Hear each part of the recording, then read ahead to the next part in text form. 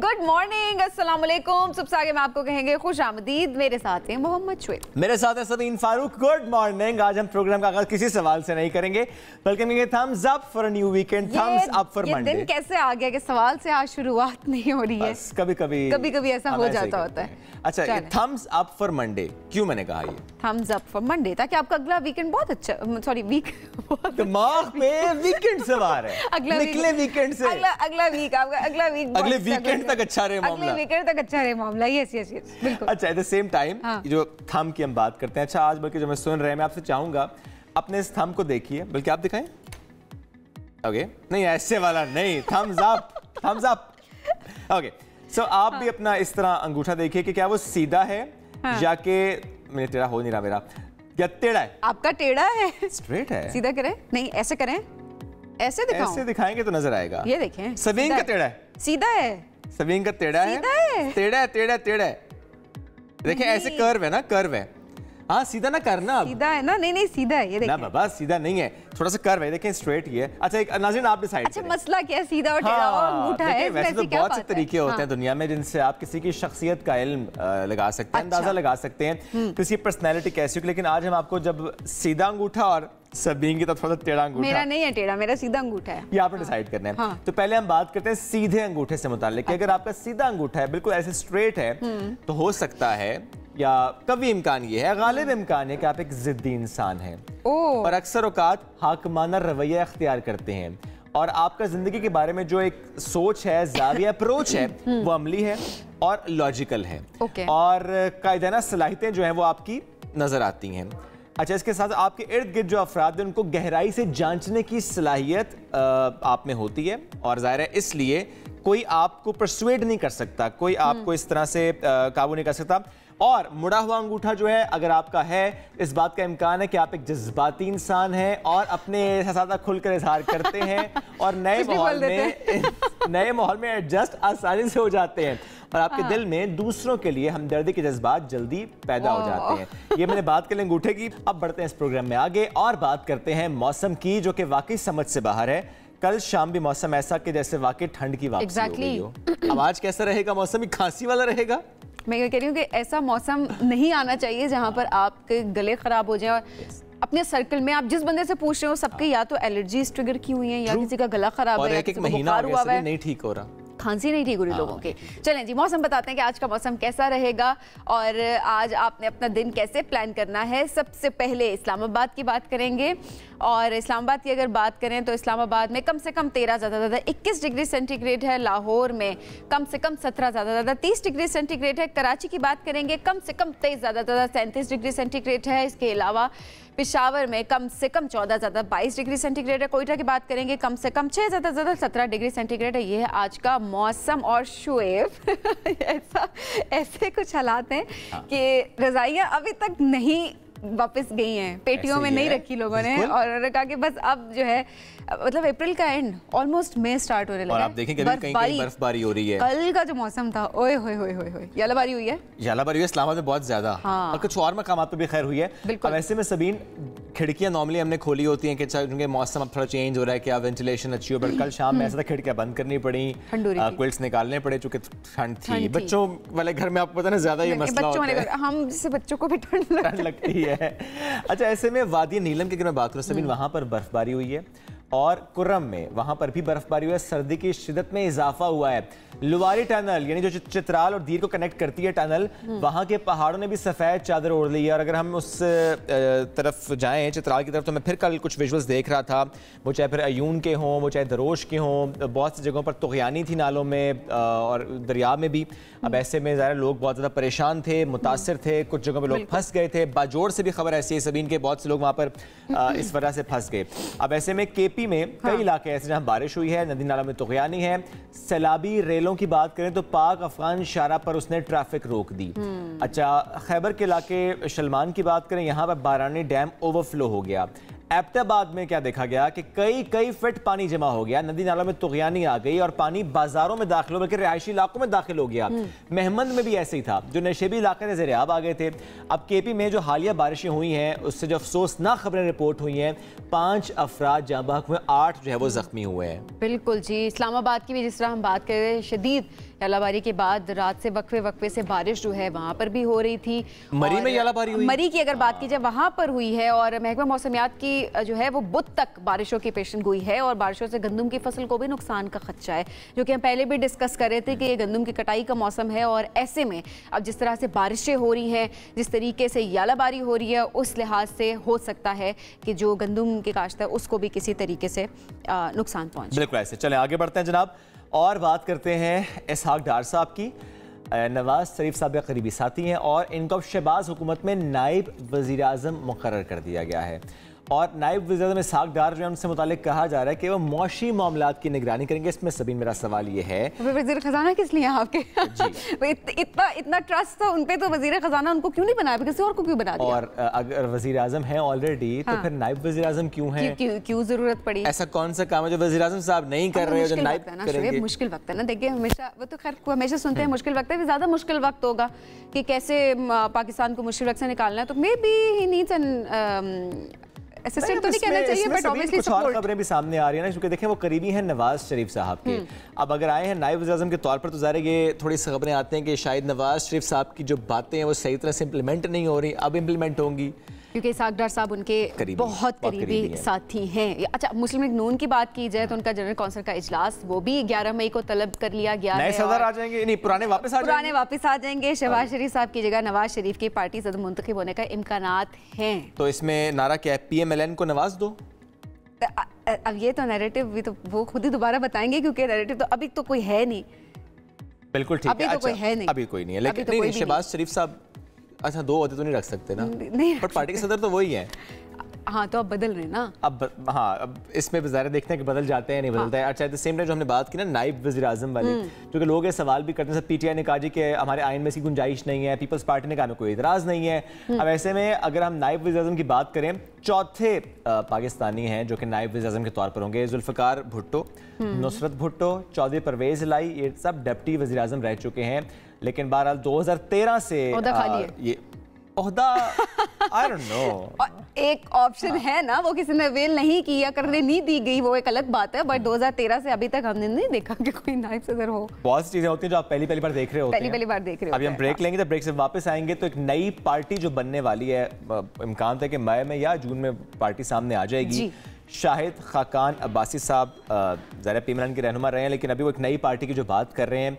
कितने और लोग हैं जो उनके साथ होंगे, क्या सोच रखते हैं वो इस पार्टी को लेकर, साबिक वज़ीर आज़म हमें ज्वाइन करेंगे ब्रेक के बाद। Stay with us. क्या वाकई नायब वज़ीर आज़म, डिप्टी वज़ीर आज़म ये होना चाहिए, और अगर होना चाहिए तो वो करता क्या? ये बात हम उनसे करेंगे जिस तरह हमने ब्रेक पर जाने से पहले बताया, साबिक वज़ीर आज़म, वज़ीर आज़म हाउस के मकीन हैं, उनसे बेहतर कौन समझ सकता है कि कितनी ज़रूरत होती है इस ओहदे की, ऐसी शख्सियत की जो कि नायब वज़ीर आज़म हो।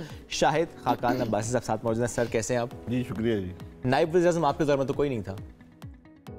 देखिए नायब वज़ीर आज़म ये वज़ीर आज़म की मर्जी है, इसको जो मर्जी बना लें। जरूरत होती है जी, जो नाम दे दें, जो मर्जी बना लें। जरूरत होती है? जरूरत तो नहीं, जरूरत नहीं है, वरना आइन में गुंजाइश होती है। ये आइनी पोजीशंस नहीं है। SAPM आइनी पोजीशन नहीं है। डिप्टी प्राइम मिनिस्टर माजी में 2-3 रहे हैं, आइनी पोजीशन नहीं है। तो बाकी आप जिसको भी जो नाम देकर जो ओहदा मर्जी दे दें। अगर आइनी हैसियत नहीं है तब भी वज़ीर आज़म की सवाबदीदी हैसियत होती है?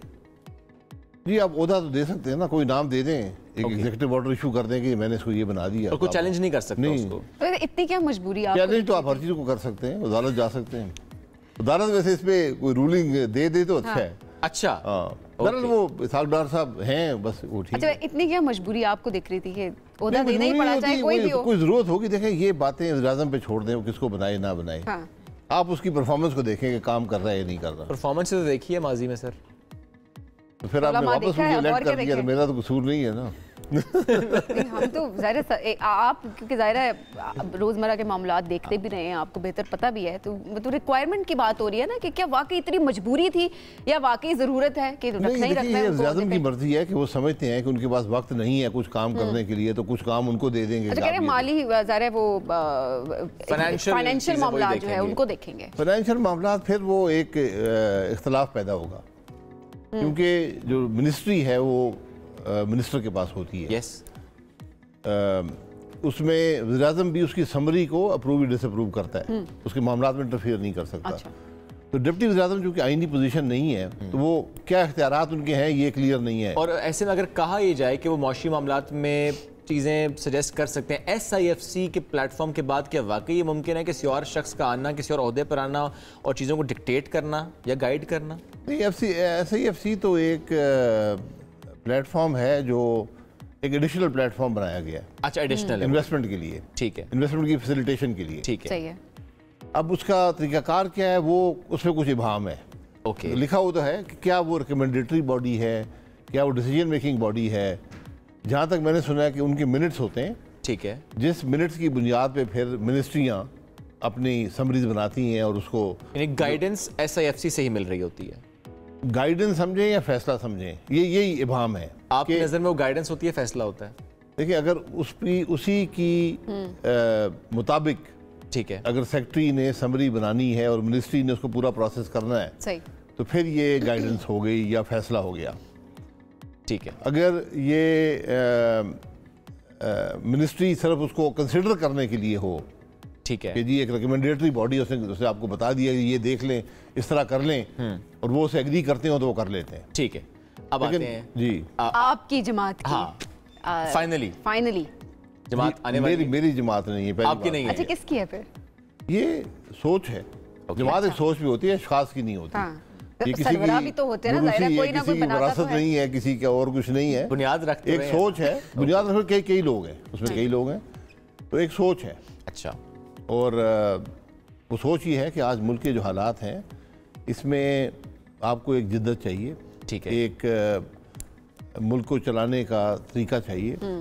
आप में वो सलाहियत होनी चाहिए, वो फिक्र होनी चाहिए, वो दर्द होना चाहिए जो हमें आज नज़र नहीं आता। ओके, आज तीनों बड़ी जमातें इक़्तिदार में पिछले 3 साल में रह चुकी हैं और कुछ नहीं कर सकी।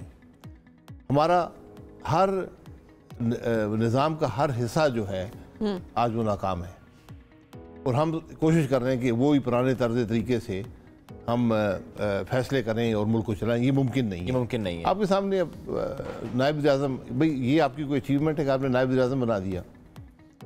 आप ये बताएं कि आप करके वज़ीर कितने हैं, डिवीजन्स कितने हैं, कारकर्दगी क्या है, अग्रीड, आप किस तरफ जा रहे हैं, आपकी सोच क्या है, आप इस मुल्क के नौजवान को क्या देंगे, कैसे देंगे, इन्वेस्टमेंट कैसे लाएंगे। ये मुल्क की हर शोबा आपस में जुड़ा हुआ है। सियासी इस्तेकाम नहीं होगा, मईशत भी नाकाम हो जाएगी। अदल का निज़ाम नहीं होगा, इन्वेस्टमेंट नहीं आएगी। अब्बासी साहब, जब वो नहीं कर सके फिर आप किस तरह करेंगे? जी, हम कम से कम वो जमात नहीं कर सकी, आप स्पेशली मौका तो इलेक्शन से पहले था ना। हमने ये सोच थे, वहाँ तो सोच ही नहीं है। किसी ने बात की है? पूरा इलेक्शन का प्रोसेस गुजरा है, किसी ने मुल्क के बारे में बात की है? आज 3 महीने लगे इलेक्शन को। बिल्कुल, कोई मुल्क के बारे में बात कर रहा है? मैं ये कुर्सी ले लूँ, तुम वो कुर्सी ले लो, मैं तुम्हें ये दे देता हूँ, तुम ये बन जाओ। इससे मुल्क के मसाइल हल होंगे। आपस की लड़ाई नहीं है, ये बंदर बांट ओहदों की, शौक है ओहदों का। ओहदे रखे जी, ओहदे एक और ओहदा मुझे दे दें। अच्छा, ऐसे में ये मुल्क ओहदों से नहीं चलेगा, ओहदों से नहीं चलेगा।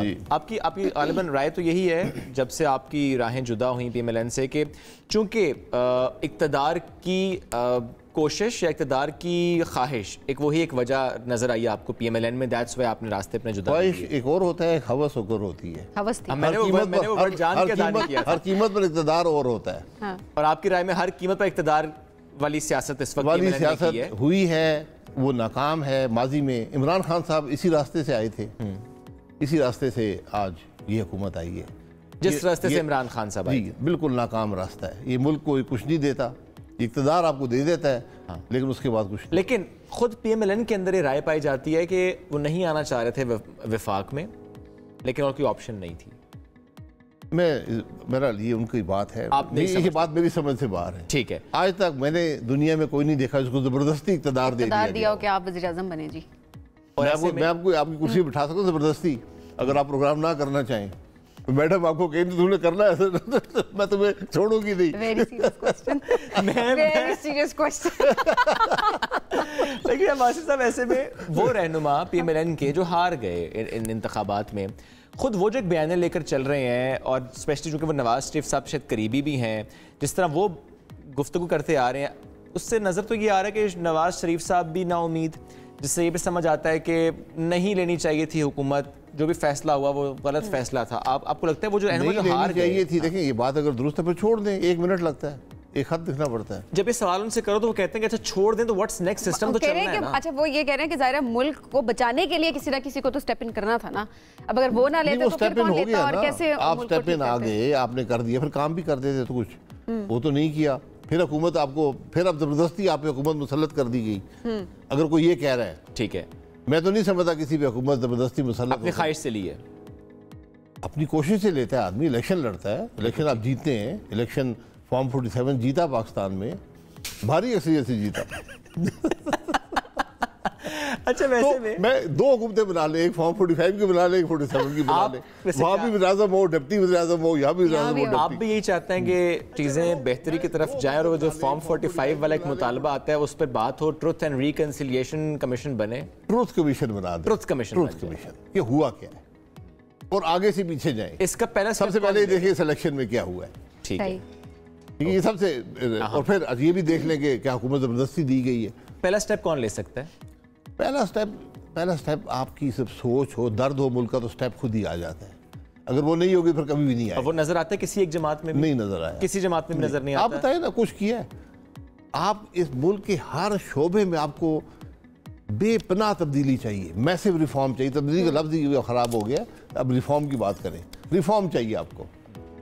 एक नई जमात कैसे करेगी रिफॉर्म? आपने सोच की बात की, अच्छी बात है। 167 से भी ज्यादा आई थिंक जमातें, 170 जमातें हैं, 3 इक़्तिदार में रह चुकी हैं, वो 3 मैटर करती हैं। ओके, उन तीनों की सोच आपके सामने है। ठीक है, पहली चीज होती है सोच की, फिक्र की, ठीक है, किसी दर्द की, ठीक है, किसी सलाहियत की, ठीक है, कुछ इंटेग्रिटी की, कुछ तजर्बे की। ये चीजें सब मिलकर आप सिर्फ जगह पर खड़े हो, अगर हक की बात करें, वो ही काफी होता है। तो ये बातें तो इलेक्शन से पहले नहीं होनी चाहिए थी, इलेक्शन के बाद जमात की बात करना, उससे क्या फायदा होगा? इलेक्शन तो हमेशा होता है, ये तो प्रोसेस है ना, प्रोसेस है। इलेक्शन से पहले मैं क्या 2 महीने पहले इलेक्शन बना के, वो तो जमातें बनी, उनकी हालत देखी आपने। इलेक्शन में जो जमातें बनती हैं, ये याद रखें, इलेक्शन से पहले एस्टैब्लिशमेंट बनाती है। ओके, तो आप अपने मकासद के लिए कि इसको हराना है, इसको जिताना है, यहाँ कुर्सियाँ, यहाँ वोटें बांटनी है, ये करना है। तो वो ठप्पा ना लगे आप लोगों पे, तो आप लोगों ने कहा इलेक्शन के बाद ही जमात करना। जी, वो फिर आप इल्जाम लग जाता। हमारा इस मामले से कोई ताल्लुक नहीं। अब कौन कौन है साथ इस वक्त हम ख्याल ग्रुप में? देखिए, ये वो जमात नहीं है जो बनी थी कि 5 आदमी यहाँ बिठाए, 10 आदमी यहाँ बिठाए। देखिए जी, 15 आदमी आ गए, 15 सीटें तो पक्की हो गई है ना। अब हमें वैसे 15 भी नहीं मिली थी जी, जो बनी थी जमात, उनको 15 भी नहीं मिली। नहीं, आदमी तो 30 थे ना। फोटो देखा आपने? जी जी, लगता है किसी जनाजे में बैठे हुए हैं। तो ये चीजें नाकाम नहीं है। तो हम एक जमात बना रहे हैं जो ग्रास रूट से होगी। ओके, कौन होगा इसमें? सोच, लोग आ जाएंगे ना, जमात ग्रो करती है। अच्छा, लीड कौन कर रहा है? अभी बुनियाद कौन कौन रखा है? एक तो ज़ाहिर आप हैं, और कौन है? एक ऑर्गेनाइजिंग कमेटी होगी जो जमात को ऑर्गेनाइज करेगी, उसको ग्रो करेगी, और नाम आपके सामने लोग ज्वाइन करते हैं। अभी बुनियाद कौन कौन अभी मिफ्ता इस्माइल साहब हैं, मुस्तफा खोकर साहब हैं, ठीक है, मैं हूँ, चंद और लोग हैं जमात के अंदर। और क्या राब्ते भी हैं दीगर जमातों के उन रहनुमाओं से, जो कि आपको लगता है कि वो आ सकते हैं? नहीं, हमने अभी किसी से कोई राब्ता नहीं किया। देखिए, पहले जमात को उसकी शक्ल ढांचा पूरा देंगे, उसको इन्वेस्टमेंट करेंगे, उसके बाद जाएंगे। अनाउंसमेंट के बाद जो आप पता है, अनाउंसमेंट से पहले 10-15 लोग हो जाएंगे, वो हैं हमारा। नहीं, लोग खुद राब्ता करें कि वो आना चाहते हैं, बाकी दीगर जमातों के। आपने कहा 10-15 लोगों से राब्ता, नहीं मुख्तलिफ जमातों के रहनुमाओं से राब्ता 15 लोगों से? रहनुमाओं से नहीं, कुछ लोग हैं जो सियासत में नहीं है, अच्छा, लेकिन वो काबिलियत रखते हैं, ओके, सोच रखते हैं, ठीक है, कुछ नौजवान लोग हैं, ख्वातीन, हर किस्म के। तो ये उनकी अपनी ख्वाहिश है। ठीक है, हमने आज तक यकीन किसी से खुलकर राब्ता नहीं किया कि जनाब आप आ जाएं। लोग राब्ता कर रहे हैं, लोग पूछते हैं, बात करते हैं कि हम इंटरेस्टेड हैं, तो उनसे बात करते हैं, बहुत से लोग। अच्छा, बस क्या ख्वाहिश है? अगर लेट्स सपोज सीरियसली अगर आप इसको अब जवाब दे दें थोड़ा इस बात का, डिप्टी प्राइम मिनिस्टर बनने की ख्वाहिश है। वो इसी हुकूमत में वो कई बन सकते हैं, आपको पता है, कई बन सकते हैं। हाँ, एक नहीं होता भैया, आप 10 बना लें डिप्टी प्राइम मिनिस्टर, कोई मसला नहीं। अच्छा, भाई साहब, दीगर जमातों में से अगर आप देखें, कौन ऐसी काबिल शख्सियत है जो आप चाहते हैं आपकी जमात में सबसे पहले आ जाए, जिसे आप खुद राब्ता करना चाहिए कि ये आ जाए? ये एक शख्स की बात नहीं होती, हर शख्स में कुछ काबिलियत होती है, लेकिन हमें वो चीज लोग चाहिए जो जिनके बारे में लोग अच्छी राय रखते हो, अच्छा, जिनके अंदर सलाहियत हो, जो एक दर्द और फिक्र रखते हो इस मुल्क का। ठीक है, जो पीटीआई छोड़ गए या जिन्होंने सियासत भी छोड़ दी और वो अब आपसे राब्ता करेंगे, वो आना चाहते हैं? देखिए, पीटीआई छोड़ना क्वालिफिकेशन नहीं है। ओके, हमसे रब्ता करना भी क्वालिफिकेशन नहीं। ठीक है। अगर आप मुल्क के लिए काम करना चाहते हैं तो ये एक प्लेटफॉर्म है, आप आए, हम बिल्कुल इकट्ठे चलते हैं। ओके। ये कोई मेरा हमारे जाती घर तो नहीं है ना, एक जमात है, एक सोच है, चलें। नाम सोच लिया? नाम पे बहुत सी सोच हुई है, बहुत से राय है, आ जाएगा नाम। जब अप्लाई करेंगे इलेक्शन कमीशन को तो नाम आपके सामने आएगा। अंदाजन नाम कब तक आएगा? नाम पेशन गोइयाँ तो बहुत सारे करते हैं ना, मेरा ख्याल है आपको मई के महीने में नाम मिल जाएगा। मई के महीने में चीजें खासी फाइनलाइज हो जाएंगी। जी जी इंशाल्लाह। नाम भी, सदर भी, सब चीजें। सदर नहीं, ऑर्गेनाइजिंग कमेटी होगी शुरू में। अच्छा, ऑर्गेनाइजिंग कमेटी ही स्टार्ट में होगी, उसके बाद फिर आहिस्ता से लोग आते चले जाएंगे, पार्टी ग्रो करेंगी आप उसको। बिल्कुल ठीक है। और ऐसे में ये कोई सोच अभी तक पाई जाती है कि अच्छा इस जमात से रहनुमाओं को बिल्कुल नहीं लेना? नहीं, ऐसी कोई बात नहीं है। क्या पीएमएलएन? हर जमात में अच्छी सोच है, अच्छे लोग हैं, लेकिन मसला ये है कि मजबूरी तौर पर जमातें नाकाम हो गई हैं। यानी सोच रहनुमाओं में तो शायद पाई जाती है। आपका शायद मकसद ये है कहने का कि जो लीडर्स हैं इस वक्त डिफरेंट जमातों के, उनकी सोच स्टबर्न है और वो उस तरह से नहीं सोचे जिस तरह आप। स्टबर्न नहीं है, उनकी जो लीडरशिप आज क्राइसिस लीडरशिप का है, लीडरशिप का फेलियर है। अच्छा, मैं इसको समझता हूँ। मैं पाकिस्तान के, अगर आप, हम सब ढूंढते रहते हैं सारा दिन कि किसने क्या किया और क्यों किया, और ये कमीशन बना दें और नैब बना ले। पाकिस्तान में हम सारे माजी को देखते रहते हैं कि गलतियां किसकी थी, और आज तक मिला कोई नहीं है, ढूंढा ही नहीं सही तरह से। नहीं, सारा पाकिस्तान ढूंढ रहा है। आप किसी जगह जाए, वो कहेंगे वो बताए ना गलती किसने की थी, ये खराबी किसने पैदा की है। तो मुझसे अगर पूछते हैं तो ये खराबी लीडरशिप की है। पाकिस्तान की लीडरशिप का फेलियर है, चाहे वो सिविल हो, पॉलिटिकल हो, चाहे वो मिलिट्री हो, चाहे वो जुडिशल हो। ये इन तीनों का मजमूई फेलियर। और आपने अदल के निज़ाम की भी बात की थी बस साहब, कि अदल के निज़ाम को ठीक किए बगैर चीज़ें आगे नहीं बढ़ सकती। जी बिल्कुल नहीं बढ़ेंगी। किसने करना है? किसने करना है? मैं उसी की बात कर रहा हूँ ना, कि हम सब ने ये फैसला करना है कि मुल्क कैसे आगे चलेगा, उसमें अदल का निज़ाम भी है। क्या इसकी वजह मौरूसी सियासत है? नहीं, मौरूसी सियासत एक वजह आप कह सकते हैं। देखिए, मौरूसी सियासत अगर मुस्बित हो तो फिर वो ठीक है। अच्छा, अगर वो मनफी हो जाए कि कोई इसलिए बन जाए कि मैं फलाने का बेटा या बेटी या चाचा या मामू जो भी हूँ, कि मेरी काबिलियत नहीं आना हो, तो वो फिर वो मनफी हो जाती है। अब हाँ, इस वक्त जो हुकूमत है उसमें ज़रा लोग ये तनकीद करते हैं कि चूंकि बेटी हैं इसलिए वज़ीर आला हैं। बेटी हैं तो वर्कर अगर कबूल करता है वो काम कर सकती हैं, और आपने मौका दे दिया है, आपके पास कोई और आदमी नहीं था तो वो काम करें, इसमें कोई रुकावट नहीं है। वैसे अब काम कर रही हैं। अच्छा, अब तो जाहिर है मीडिया पे भी काम आना शुरू हो गया, उस तरह से आप सेटिस्फाई हो रहे हैं काम से? होते हैं, ये फैसला अवाम करते हैं पोलिंग स्टेशन। अगर आप उससे पहले अपनी काम ना कर सके तो उसके भी असरात नजर आएंगे। लेकिन परफॉर्मेंस तो जाहिर है सबके सामने ही होती है ना, तो परफॉर्मेंस आपकी नजर में कैसी जा रही है? परफॉर्मेंस जो होती है वो कई सालों पे मुहित होती है, वो चंद दिनों पे नहीं आती। अच्छा, इनिशियल फेज की बात करते हैं। इनिशियल फेज में मैं किसी इस बारे में राय नहीं करता। नहीं, राय नहीं देना मैं किसी बारे में ऐसी राय नहीं देता किसी शख्स के बारे में। हाँ। मजबूरी तौर पर हुकूमत जो है, मैंने कहा हुकूमतें नाकाम इसलिए हैं और रहेंगी क्योंकि उनके अंदर निज़ाम को बदलने की सोच नहीं है। वो निज़ाम का हिस्सा, जैसे ही आप इक़्तिदार में आते हैं आप निज़ाम का हिस्सा बन जाते हैं। लेकिन अब्बास साहब, आम आवाम के पर्सपेक्टिव से अगर बात करें, आप भी आम आवाम अपने आप को समझते हैं, ऑब्वियसली आवाम के दुख दर्द की बात करें, उस लिहाज से परफॉर्मेंस देखें। आप इशूज़ पे बात कर लें। ये इस इशू में आपका क्या ख्याल है? नहीं, परफॉर्मेंस अभी गंदम का इशू है। यस, इसमें क्या हो रहा है? ऑलरेडी ताखीर बहुत हो गई है। नहीं, ताखीर हो गई है, हुआ क्या है ये देख लेना। कि कैसे वो फैसले हुए, कैसे ये फैसले कब से ये हुआ, उसे सबक हासिल करें।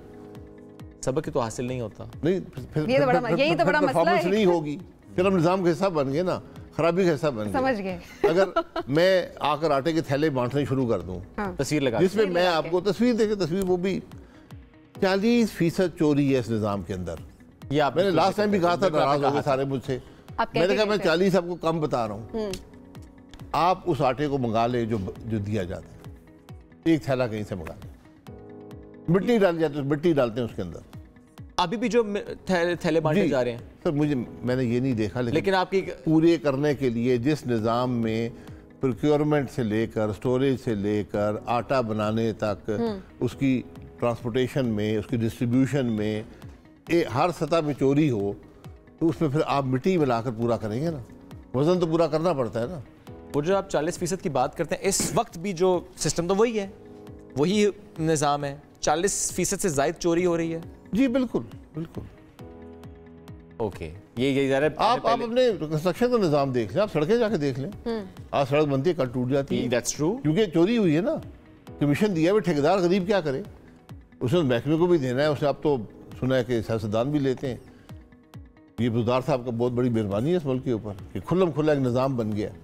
ये सियासतदान भी लेते हैं, आकर घर में दिया जाता है।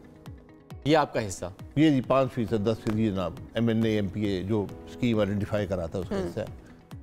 ये मैं पंजाब की बात कर रहा हूँ, दूसरे सूबों में हालात और ख़राब है जी, काफ़ी बेहतर है। बेहतर है जी, मतलब बेहतर ओके बेहतर है, हालात और बेहतर है, सियासतदानों के हालात और बेहतर हैं जी। भाई साहब बहुत शुक्रिया, साथ मौजूद थे, हमसे गुफ्तगू कर रहे थे।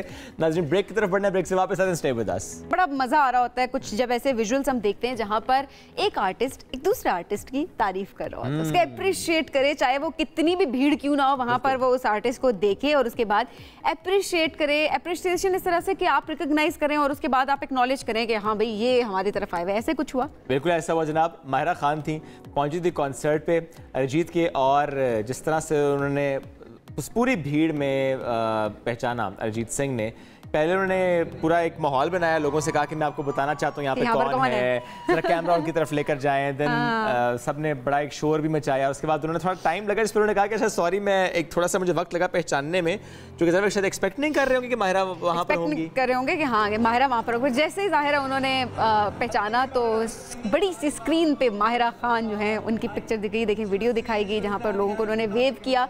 और ऐसे में अरिजीत वो सो हैप्पी कि माहिरा उनके कॉन्सर्ट में वहाँ पर मौजूद और फिर जालिमा गाना जो उन्होंने गाया था, हाँ डेडिकेट किया गाना, वो भी उन्होंने जिक्र किया उसका। हाँ।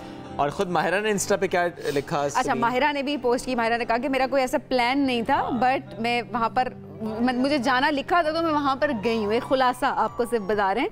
और ऑब्वियसली वहाँ पर उन्होंने ये कहा कि किस तरह से वो आजिज हैं, उनकी आजिज़ी की बात की अरिजीत की। उन्होंने कहा कि वो ज़ाहिर है वो इस चीज़ को समझते हैं कि जो भी दिया हुआ है वो अल्लाह की तरफ से दिया हुआ है, और ये आप एक ब्लेस्ड आप होते हैं कि अल्लाह की तरफ से ये ब्लेसिंग आपको मिली हुई है। चले आगे बढ़ते जनाब, और अगले मेहमान की तरफ जाएंगे। हम बात करेंगे आज इरफान महसूद की। 100 गिनीज वर्ल्ड रिकॉर्ड बनाने वाले पहले पाकिस्तानी बन चुके हैं, और लास्ट मंथ पाँव की उंगली से 63 किलो वजन उठाकर 100th गिनीज वर्ल्ड रिकॉर्ड आपने कायम किया है। पुशअप्स कैटेगरी में आलमी सतह पर सबसे ज्यादा 46 रिकॉर्ड अपने नाम कर चुके हैं। इसके अलावा jumping jacks, step ups, strikes, elbow strikes, high jump और स्टार जंप में भी कई रिकॉर्ड उन्होंने बनाए हैं। तो आज हमें वो ज्वाइन कर चुके हैं क्योंकि हैरत अंगेज मार्शल आर्ट्स के खिलाड़ी हैं। इरफान बहुत शुक्रिया, कांग्रेचुलेशंस, आपने 100 Guinness book of world record ज़ाहिर मुकम्मल कर लिए, पहले पाकिस्तानी बन गए। अब ऐसे में महकमा खेल KP की तरफ से इनाम भी आपको दिया गया। मैं सबसे पहले उस इनामी चेक से मुतालिक आपसे पूछना चाहूँगा कि वो इनाम कितना था, कितनी एक्सटेंशन आपको दी गई? सबसे पहले आप लोगों का बहुत शुक्रिया जी। मुझे स्पोर्ट्स मिनिस्टर ने पेशावर इनवाइट किया हुआ था कि आप वहाँ पे आ जाएं, लेकिन चूंकि वहाँ पे जो माहौल बना, चेक मुझे दिया गया, लेकिन अभी दिन मैंने वो चेक फिर वापस कर दिया उनको। वापस कर दिया? क्यों? चेक इसलिए वापस किया क्योंकि एक तो ये कि मैं पिछले 10 सालों से अपनी अकेडमी वगैरह चला रहा हूँ, कोई उनका पॉजिटिव रिस्पांस नहीं था। फिर जब मेरे 100 गिनीज वर्ल्ड रिकॉर्ड अप्रूव हुए, मैंने ट्विटर पे कुछ ट्वीट वगैरह किए थे, तो फिर उन्होंने मुझसे रब्ता किया कि आप आ जाएं, आपके जो मसाइल हैं या जो आप लोगों को ग्रांट वगैरह चाहिए तो वो हम आपको देंगे। अच्छा। तो फिर मैंने उनसे ये कहा कि अगर कंसल्टेशन के लिए आप लोग मुझे बुलाते तो मैं फिर नहीं आता, लेकिन उन्होंने कहा कि नहीं, जो भी इंशाल्लाह प्रपोजल वगैरह पाएंगे वो हम अप्रूव करेंगे। वहाँ पे जब मैं चला गया तो वहाँ पे उनका जो रिस्पांस था, बीजी स्पोर्ट्स थे, सेक्रेटरी स्पोर्ट्स थे, बाकी भी लोग थे, उन्होंने उस लेवल पे अप्रिशिएट भी नहीं किया कि आप हमारे सूबे के हैं, पाकिस्तान के लिए 100 गिनीज वर्ल्ड रिकॉर्ड बनाए। डायरेक्ट उन्होंने ऐसे बार्गेनिंग टाइप शुरू कर दी कि वो चेक पहले उन्होंने 1,80,000, फिर ऐसे अगर वो मुझे डायरेक्ट 10,000 का चेक भी दे देते तो वो मैं खुशी से ले लेता, लेकिन वो बार्गेनिंग थी और उस तरीके से अप्रिशिएट भी नहीं किया। वो कुछ ऐसे बात हुई है कलामी टाइप कि फिर मुझे सोचना पड़ा, अगले दिन फिर वो चेक मैंने वापस कर दिया। तो जाहिर है एप्रिसिएशन अगर आप किसी को दे रहे हैं, अप्रिशिएट करें, तो उसमें फिर बार्गेनिंग तो नहीं होती, वो तो इनामी रकम होती है। और जो ऑब्वियसली अगर कोई कमिटमेंट की गई है वो कमिटमेंट पूरी करना होता है। उसमें बार्गेनिंग का लफ्ज़ तो वैसे खासा हैरत अंगेज है इसमें। अच्छा, अभी गवर्नमेंट क्या कह रही है? दोबारा कोई आपका राब्ता हुआ उनसे? अभी क्या मामलात हल करने की बात हो रही है आगे, बस खामोशी है उनकी तरफ से? नहीं, खामोशी तो उनकी तरफ से पहले भी थी, लेकिन जब ये उसके बाद मैंने फिर एक सोशल मीडिया पे वीडियो दे दी, मुख्तलिफ TV चैनल और मुख्तलिफ मीडिया पे वो वीडियो काफी वायरल हुई। फिर भी उनके जो हमारे सीएम है, सीएम बदकिस्मती से ये कह सकते हैं कि हमारे इसमें काम की है, लेकिन उन्होंने कोई रिस्पांस नहीं दिया कि क्या इशू बना है, क्यों आपने चेक वापस किया है। अभी तक उन्होंने कोई रास्ता नहीं किया। अच्छा, अब ज़ाहिर है एक दफ़ा चेक देना और फिर इसमें बार्गेनिंग करना, फिर हमें चेक वापस किया और कोई राब्ता वहाँ से नहीं हुआ, फिर आपने कुछ वीडियोस भी बनाई, लेकिन आप कह रहे हैं कि वहाँ से बहरहाल खामोशी है। अब थोड़ा सा हम ज़रूर बात करते हैं, ज़ाहिर है पहले पाकिस्तानी जिन्होंने 100 Guinness book of world record मुकम्मल किए, ये वाकई यही सोच के रिकॉर्ड पर रिकॉर्ड बनाते चले आ रहे थे कि अच्छा 100 बनाने यानी सेंचुरी मुकम्मल करनी है रिकॉर्ड्स की? 100 गिनीज वर्ल्ड रिकॉर्ड का मैंने सोचा नहीं था, लेकिन यह था कि पहले 2-3 रिकॉर्ड मैंने अटेम्प्ट किए थे, फिर ऐसे रिकॉर्ड मेरी नजर से गुजरे के जो मैं समझ रहा था कि ये पॉसिबल है कि मैं इसको ब्रेक कर सकता हूँ। फिर रिकॉर्ड के लिए मैं अप्लाई करता गया और कुछ ऐसे रिकॉर्ड थे कि वर्ल्ड लेवल पे मैं तोड़ता, फिर वहाँ से इंडिया से अमेरिका से वो मेरे रिकॉर्ड तोड़ लेते, तो हम एक कंपटीशन चली गई। फिर यह था कि अब अल्हम्दुलिल्लाह पाकिस्तान का पहला एथलीट बना के 100 गिनीज वर्ल्ड रिकॉर्ड, और साथ में बताता चलूं कि मेरे क्लब के 16 स्टूडेंट भी है जो गिनीज वर्ल्ड रिकॉर्ड बना चुके। ठीक है, और पाँव की उंगली से सबीन एग्जैक्टली ये वैसे जब हम स्टोरी शामिल भी कर रहे थे, जब आपने रिकॉर्ड बनाया था तो हम बड़े हैरान हो रहे थे कि कैसे पाँव की उंगली से आपने इतना ज़्यादा वजन 63 किलो आपने वजन जो है वो उठाया है। कितना मुश्किल था ये, वैसे थोड़ा सा हमारे नाज़रीन को बताया, बिकॉज हम सब बहुत क्यूरियस है कि ये कैसे पॉसिबल है कि एक उंगली से आपने 63 किलो वजन उठाया हो। जी बिल्कुल, ये जो मेरा लास्ट गिनीज वर्ल्ड रिकॉर्ड था ये इटली के एक एथलीट ने बनाया था, उसने मेरे ख्याल में 44 केजी या 55 केजी के आसपास वेट उठाया हुआ था। ये आपने 9 इंच ऊपर रखना है और 10 सेकंड तक ये आपने होल्ड करना है, उसके बाद फिर ये रिकॉर्ड वगैरह यानी ब्रेक करने का ये प्रोसीजर था। काफी डिफिकल्ट था वो, अभी भी मेरा अंगूठा ये पाँव की उंगली सही तरीके से काम नहीं करी क्योंकि वो वेट इतना ज्यादा था, लेकिन ये था कि वो रिकॉर्ड अप्रूव हो गया। ज़बरदस्त, बहुत शुक्रिया। इरफान महसूद साथ मौजूद थे, अपने रिकॉर्ड की बात कर रहे थे, and we really wish and hope कि जो एक इशू आया है जो आपने फेस किया है, ज़रा इसमें एक एलिमेंट ऑफ डिसरिस्पेक्ट भी है फॉर श्योर, लेकिन जो खेल का महकमा है उसको ज़ाहिर है यानी केपी सूबे के खेल के महकमे की बात करूं, कैसे आप इज्जत देते हैं अपने प्लेयर्स को और अपने स्टार्स को, ये बड़ा ज़रूरी है देखना। बिल्कुल, आगे बढ़ेंगे एक ब्रेक की तरफ, जब ब्रेक से वापस आएंगे तो हम बात करेंगे किस मौजू पे भला? हम बात करेंगे शादी पर, क्योंकि शादियों का सीजन भी है और वो तमाम लोग जो शादीशुदा नहीं है उनके ऊपर भी एक प्रेशर बिल्ड होना शुरू हो गया है कि आप शादी क्यों नहीं कर रहे, आपकी उम्र तो निकली जा रही है, आप शादी की असल उम्र क्या है और क्या ये कामयाब शादी की जमानत होती है। आज इस हवाले से हम बात करेंगे। आपने हमें कॉल जरूर करनी है, और खवातीन पर ये प्रेशर ज्यादा होता है, सॉरी टू से बहुत ज्यादा होता है। एक रिपोर्ट आई है सामने, एक सर्वे आया कि पाकिस्तान में 35 साल से ज्यादा उम्र की 1 करोड़ खवातीन शादी के मुंतजर हैं। द क्वेश्चन इज, क्या खातून की सिर्फ शादी होनी है? ज़ाहिर है किसी मर्द के साथ होनी है, तो सिर्फ खवातीन इंतजार कर रही हैं शादी का। इस मौजू पर करेंगे बात ब्रेक के बाद। शादी चूँकि आज हमारा मौजू भी है, वैसे एक और शादी है जिसके बारे में आज की बहुत डिस्कशन हो रही है। कल रात को 8 बजे, अगर मैं एक ड्रामे का हवाला दूं, इश्क मुर्शिद सेकंड लास्ट एपिसोड, शादी बच पाएगी, शादी कैसे बचेगी? चूंकि बिलाल दुरेफिशाई तो कैरेक्टर बहुत मजे के, उनके ड्रामा बहुत अच्छा। कल की एपिसोड ज़ाहिर है उसमें emotional, it was very disturbing. हाँ, हमेशा देखते आ रहे हैं ना, एग्जैक्टली, ऑब्वियसली इतने टाइम से हम देख रहे थे, हम कहते हैं अच्छा lighter lighter lighter, but obviously एक इंटरवल कह सकते हैं उसको, ये ट्विस्ट आना था स्टोरी में। लेकिन जब आपने कहा ना लाइटर साइड, तो उसमें लाइटर साइड सबसे ज्यादा क्या है? भले भले है ये। अच्छा, वो बड़ा अच्छा सीन था जब भले वो नाई बन के घर में थे, तो वहाँ पे बिलाल अब्बास बैठे हुए थे, वो बड़ी जबरदस्त एक शाहमीर की और उनकी कॉन्वर्सेशन थी। तो मेरा ख्याल है पूरे ड्रामे को जो चाहने में एक और जिनका किरदार है, और वो है जी अली गुल मल्ला। अच्छा, वैसे वो खुश है आजकल बहुत ज्यादा ज़ाहिर है, एक तो फेम माशाल्लाह, अब इसमें जहाँ जाते हैं आवाज आती है भले। सखर में वो थे और वहाँ पर एक दीवार पर जब तस्वीर उन्होंने देखी वो बहुत खुश हो गए। उन्होंने इस आर्टिस्ट का शुक्रिया अदा किया खुसूसी तौर पर, आपको हम दिखाएंगे भी स्क्रीन पर। और इसके साथ साथ जो हम इश्क मुर्शिद कर रहे हैं, ज़रा इस ड्रामे से उनको ज़्यादा शोहरत मिली है अली गुल मल्ला को भी। अब ऐसे में वो ठीक है, उस तस्वीर को तो उन्होंने बड़ा अप्रिशिएट किया, आर्टिस्ट का शुक्रिया भी अदा किया, लेकिन कमिंग बैक टू द इश्क मुर्शिद ने बल्कि पहले ये दिखाते हैं कैसे वो गाड़ी से निकले और उसके बाद ये देखें वो दीवार की तरफ जा रहे हैं। मैं सखर में मौजूद हूँ, मैं उस जगह पर आया हूँ और उन लोगों का शुक्रिया अदा करने आया हूँ जिन्होंने मेरी पिक्चर बनाई जिस दीवार पे। ये दीवार है मैं, और ये मेरा फोटो है भले। तो ये जो जिन्होंने लगाई है हाजिर सखर, उनका मैं शुक्रगुजार हूँ जिन्होंने मेरी पिक्चर लगाई। भले ये पूरी दीवारों पर लगी हुई है, जो हीरोज है हमारे मुल्क के, अलन फकीर की यहाँ लगी हुई है, ये देखें, ये इनकी भी लगी है अलन फकीर की। तो मैं हाजिर सक्खर वालों का खास करके मैं बहुत बड़ा शुक्रगुजार हूँ जिन्होंने मुझे ये एजाज दिया। और उसके बाद जो सक्खर के शहरी हैं, मैं उनका भी शुक्रगुजार हूँ कि वो हमसे मोहब्बत करते हैं, प्यार करते हैं। तो अभी सक्खर के शहरी पहुंचना शुरू हो गए, तो मैं जा रहा हूँ भाई। भले भले, क्या बात है, भले और भले से प्यार करता है पूरा Pakistan. He is a wonderful artist और क्या जबरदस्त उनकी अदाकारी है। अच्छा, ऐसे में सबीन, ये कितना अच्छा है देखना कि हमारी दीवारें इतनी खूबसूरत होती चली जा रही हैं। अब वो नहीं लिखा होता कि रंग गोरा करने वाली क्रीम, बहुत सारी और भी चीजें, बहुत सारी और बातें, बट ये तस्वीर अच्छी थी, मुझे अच्छी लगी। Sabeen, coming back to the topic, हम आज बात शादी से मुताल्लिक करने वाले हैं। और इसके पहले कि मैं शादी के टॉपिक पर जाऊं, इश्क मुर्शिद की कल सेकंड एपिसोड एयर हो चुकी है, लेकिन जो लास्ट एपिसोड है वो होने वाली है बड़ी धमाकेदार। और जानते हैं आप कि वो संडे को नहीं बल्कि फ्राइडे को होगी। और कहां पे होगी? आपके नियरेस्ट सिनेमा में होगी, स्क्रीनिंग होगी। पहले इसका जरा एक प्रोमो देखते हैं, क्योंकि लास्ट एपिसोड अब उस पर बहुत सी बातें होना शुरू हो गई, तो आपको दिखाते हैं promo of the last episode.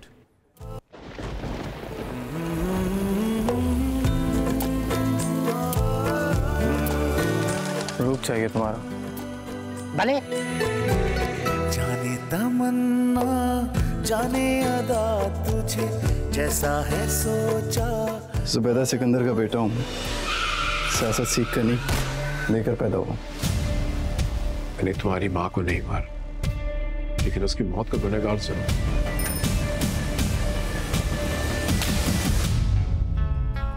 ठहर जा, रुक जा, सुन ले जो कहे तू खुद से सुन। मोमल प्रोडक्शंस का इश्क मुर्शिद, जिसकी लास्ट एपिसोड एयर होनी है 3 तारीख को, 3 मई, आपके नियरेस्ट सिनेमा में। यानी अगर आप इन सितारों से मुलाकात करना चाहते हो, जो कि ये सितारे भी पहुंचेंगे उस सिनेमा में, मैं नहीं बताऊंगा किस शहर में ये आ रहे हैं, let it be surprise, but Karachi, Lahore, Islamabad, आपने जरूर और जाकर इस मुर्शिद की लास्ट एपिसोड फ्राइडे को आप अपने नियरेस्ट सिनेमा, लिमिटेड टिकट्स हैं, लिमिटेड टिकट्स हैं, बुक योर टिकट्स नाउ, है ना। फौरन जाएं और उसके बाद जो है वहां पर जाकर एंजॉय करें। अच्छा, क्या कैसे स्टोरी शुरू हुई थी और उसके बाद कैसे वो स्टोरी अब एंड होगी? लोग बहुत ज्यादा क्यूरियस हैं, लोग इंटरेस्टेड हैं, लेट्स सी कि कहां पर जाकर ये स्टोरी अब एंड होती है। I am one of those जो चाह रहे थे कि ड्रामा और अभी और लंबा चले, because I was enjoying so much. अच्छा, आपके तो और बहुत सारे लोग थे, वो कहते हैं अच्छा ड्रामा जो है ना वो एक अच्छी सी स्टोरी क्रिएट करके और उसके बाद वो खत्म हो जाए, तो प्रोबेबली इसलिए भी कि खत्म तो बहुत ज्यादा ड्रैग ना हो। खत्म तो होता है क्योंकि ड्रामा होता है ऑब्वियसली। नहीं, सब ड्रामा ना भी, अदरवाइज भी चीजें जरा इस तरह से आगे चलती हैं। एग्जैक्टली। बढ़ते हैं आगे, अब आते हैं मौजू की तरफ, जो कि है शादी, जो हमने एक रिपोर्ट का हवाला दिया था आज ब्रेक पर जाने से पहले। खवातीन जो हैं वो 35 साल 1 करोड़ खवातीन, 1 करोड़ खवातीन जो है 35 साल से ज्यादा उम्र की जो खवातीन है 1 करोड़, वो शादी की मुंतजर हैं। अब ये मुझे नहीं समझ आती कि ये जो रिसर्च होती है, ये जो बातचीत होती है, ये खवातीन के ऊपर ही क्यों इतनी ज्यादा हो रही होती है? शादी के पर्सपेक्टिव से, शादी के पर्सपेक्टिव से खवातीन को ही ज्यादा सुनने को मिल रहा होता है। अच्छा, शादी की उम्र निकली चली जा रही है, अच्छा अभी तक शादी नहीं की, अच्छा रिश्ता नहीं हुआ 25। अच्छा, मैं तो कुछ ऐसे लोगों को जानती हूँ, पता नहीं कहना चाहिए नहीं कहना चाहिए, उनको मुझे कहते हैं जी अच्छा फलाने के लिए रिश्ता ढूंढना है बेटे के लिए, और बात आती है कि लड़की की उम्र जो है वो 25 साल से ज्यादा नहीं होनी चाहिए, हम वो लड़की कबूल नहीं है जो 25 साल से लड़का 45 का। I felt so bad, it was so personal. मतलब 25 के बाद जो कुंवारी लड़कियां हैं, मतलब आप कहना क्या चाहते हो और एक्चुअली आप करना क्या चाहते हैं? दैट्स ट्रू, एक्चुअली वाकई हो रहा होता है। लेकिन जो सबीन उम्र को लेकर बहुत डिस्कशन होती है, तो आज हमारा मौजू भी है, क्या उम्र डिफाइन करती है कि आपकी शादी कामयाब होगी या खुदा न खास्ता नाकाम होगी?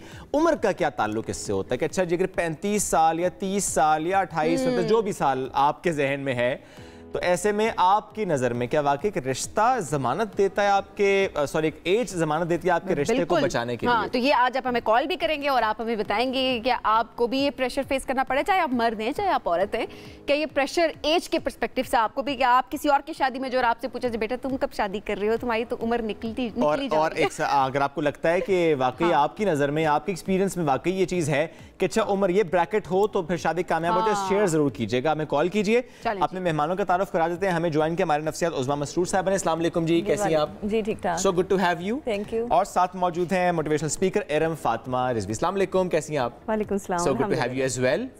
अच्छा, ये जो मौजू है हमारा ज़रा शादी की जो उम्र है, पहले मैं उस्मान साहब आपसे कमेंट ले लेता हूँ कि वाकई ये बात है कि अच्छा ये एक ब्रैकेट होती है, वो चाहे मर्द है या औरत, कि इसमें शादी हो जाए तो चांसेस ज़्यादा है कि शादी चलेगी? चांसेस तो ज़्यादा है, लेकिन उम्र का आपके एडजस्टमेंट से कोई इतना ताल्लुक नहीं होता, क्योंकि ये तो आपकी पर्सनैलिटी, माहौल और जो सर्कमस्टांसेस हैं उन पर ज़्यादा डिपेंड करता है। क्योंकि यही रिसर्च भी ये भी बताती है कि अगर आप ज़्यादा मैच्योर हो जाते हैं तो आप ज़्यादा अच्छे से अपनी सिचुएशन को अंडरस्टैंड कर सकते हैं। जहाँ तक मेरा पॉइंट ऑफ व्यू है वो साइकोलॉजिकल पर्सपेक्टिव से ज़रूर होगा कि अपनी बेटरमेंट के लिए या अपने इंटरनल अलाइनमेंट के लिए कह लें या बेटर एडजस्टमेंट के लिए एक स्पेसिफिक एज ब्रैकेट ज़रूर होती है कि जिसमें आपकी जो मेंटल कैपेसिटीज़, कैपेबिलिटीज़ होती हैं वो फ्लेक्सिबल होती हैं कि अगर आपको सिचुएशन चैलेंजिंग भी मिलती है तो देयर आर मोर चांसेस कि आप उसमें एडजस्ट कर जाएंगे। लेकिन ये है कि with the passage of time जब आपकी ज़ाहिर है कि मेच्योरिटी, आप ज़्यादा मेच्योर हो जाते हैं, आपके मेंटल प्रोसेसेस मेच्योर हो जाते हैं, तो थोड़ी सी इनफ्लेक्सिबल ज़रूर हो जाता है इंसान। लेकिन उसमें अगर आपका बाय चांस कोई इस तरह का कोई इनकाउंटर है, कोई इस तरह का रिलेशनशिप फॉर्म होता है जो कि आपके लिए आप समझते हैं कि सेटिस्फाइंग है, तो फिर वो चांसेस हैं कि ज़ाहिर है कि वो अच्छा हाँ, वाकई उस्मान साहब ये वाली बात लोगों से बहुत ज़्यादा सुनने को मिल रही होती है। मैं आपका पॉइंट ऑफ व्यू में जानना चाहूँगी कि यही बात आ रही होती है कि 30 के बाद ज़्यादातर जो एक एज जो टारगेट की जाती है, वो कहते हैं जी 30 के बाद जो है वो ख़वातीन के अंदर फ्लेक्सिबिलिटी नहीं रहती है और वो सब कुछ बर्दाश्त करने के काबिल नहीं रहती। मतलब वो कहती है जो है वो रिजिड हो जाती है और रिलेशन इसलिए भी आगे नहीं बढ़ पा रहा होता।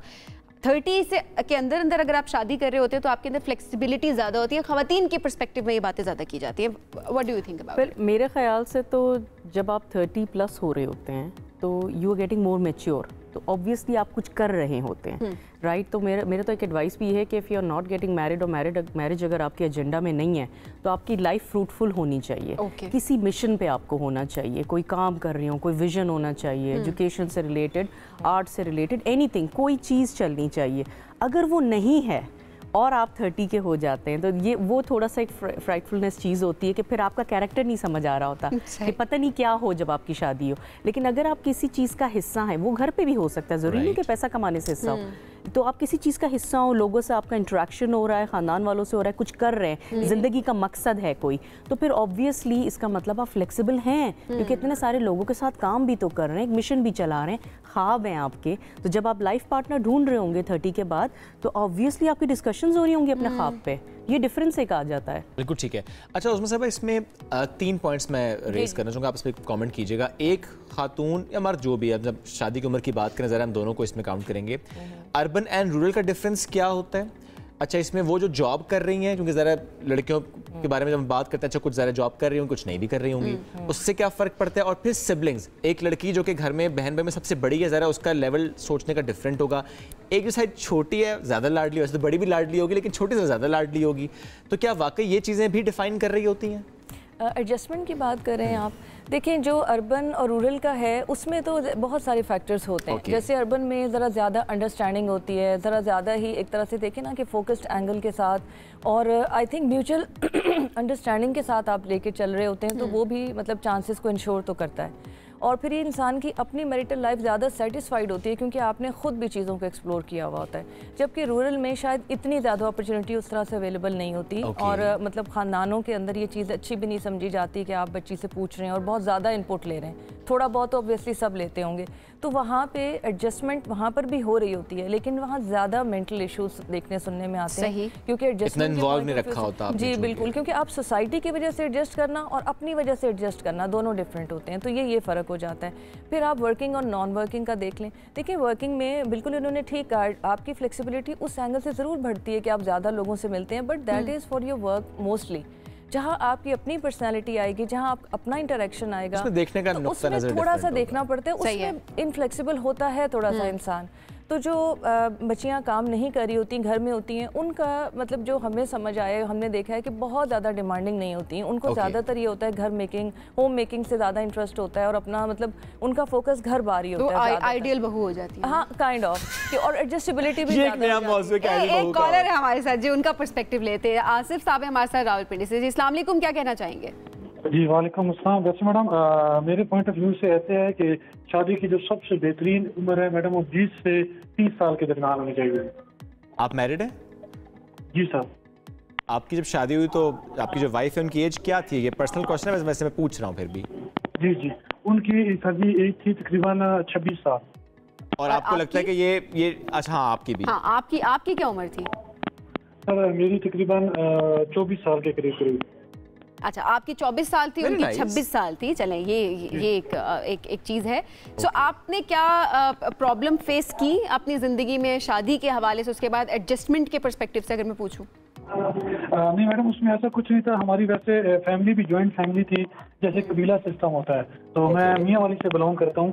तो उसमें ऐसा था कि मतलब जो ज़्यादातर हमें जो बुजुर्गों ने बताया, वो जो मेरी वालदा और मतलब हमारा जो मतलब एक उन्वान होता है, मतलब कि जो आपस में डिस्कशन जो भी ना, हर मामले में सब्र करना है। अगर कोई आपको कुछ कह रहा है और फर्दर उस टाइम आप लोग कोई डिसीजन नहीं ले सकते, तो आपने उसको सुनना है, बेशक वो खातून है, वालदा है, जो भी है। ये सब्र आपने किया या उन्होंने? दोनों ने सर।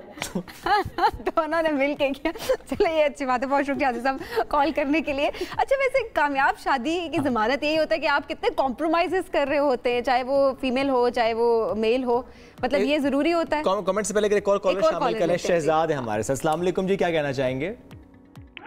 जी, मैंने एक क्वेश्चन आपसे बस पूछना था। जी जी, वो बात ही करा रहे, आप बात करें। आप अपने टेलीविजन का वॉल्यूम लो कर दीजिए, बस हमसे बात कीजिए फोन पे। बताइए क्या सवाल है? नहीं, अच्छा, मैंने आपसे क्वेश्चन ये करना था कि ये बहुत अच्छी बात है कि लड़कियों की एजुकेशन वगैरह बढ़ गई है और बहुत अच्छी बात है। तो ये पूछना था कि ये बस आप लोगों से गाइडलाइन नहीं थी कि डाइवोर्स रेट क्यों इतना बढ़ गया है पाकिस्तान में?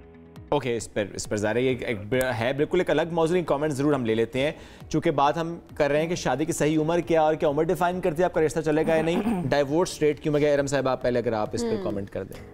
Compatibility in your opinion? Understanding to compatibility, मतलब अवेयरनेस जितनी बढ़ जाती है ना, तो जितना आप अपने आप को जानते हैं और जितना आप कंपैरिजन करते हैं, कंपैटिबिलिटी रिलेटेड मसाइल होते हैं, उतने मसाइल आना। अब ऐसे में एक वो जिसमें लड़की की उम्र लड़के से कम है, हम एवरेज रख रहे हैं 4-5 साल, एक एज फेलोज हैं और एक लड़की की उम्र ज्यादा है, तीनों केसेस डिफरेंटली ट्रीट होते हैं।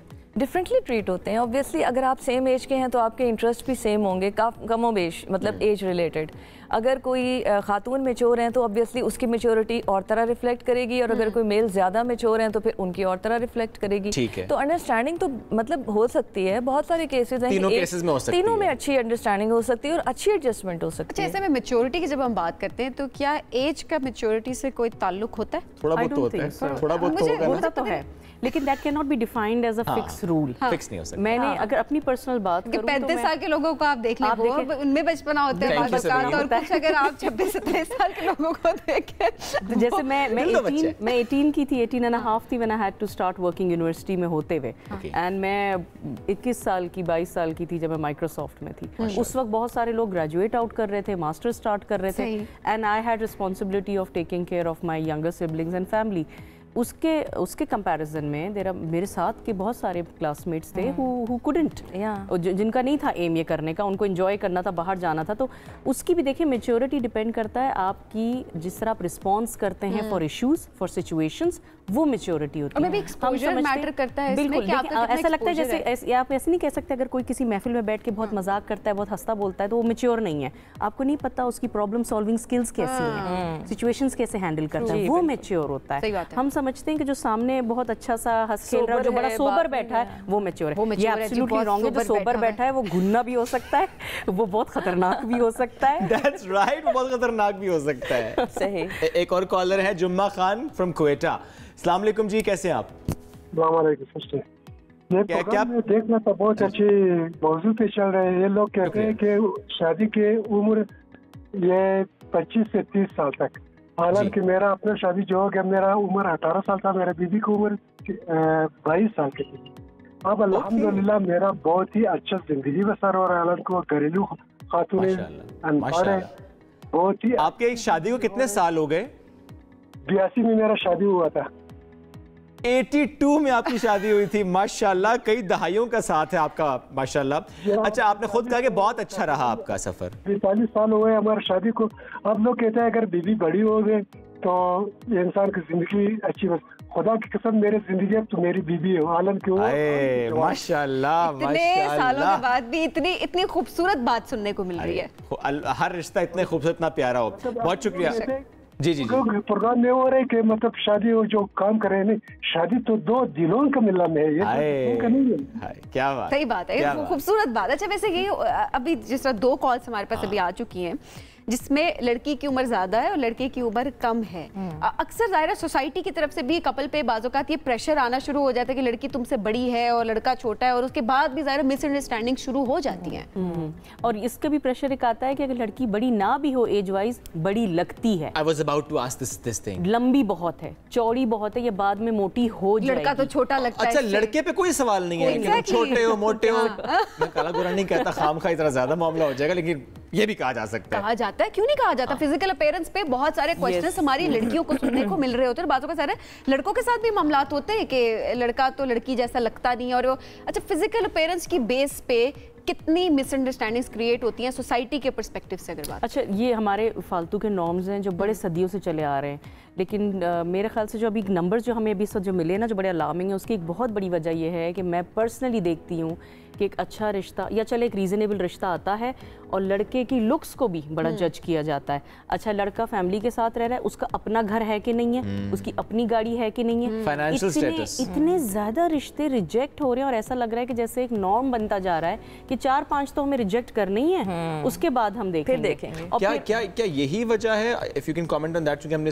एक सर्वे का रिपोर्ट का हवाला भी दिया कि 1 करोड़ खवातीन शादी की मुंतज़िर हैं। क्या यही वजह है कि रिश्ते रिजेक्ट हो रहे हैं? ऐसा ही है, सर्टेन एज तक आपके क्राइटेरिया बहुत हाई होते हैं और आप you are looking for something जो कि बड़ी यूनिक हो, और फिर एक स्टेज आ जाती है जब एज का एक बार आ जाती है, फिर उसके बाद आप कंप्रोमाइजेस पे जा रहे होते हैं। यानी जो पहले कह रहे होते हैं कि अच्छा जी लड़का ये करता हो, उसकी कास्ट ये हो, इतने बहन भाई होती है फैमिली ना हो, आहिस्ता सारे चीजें छोड़ते चले जाते हैं। मर्दों के लिए ये चीज नहीं होती।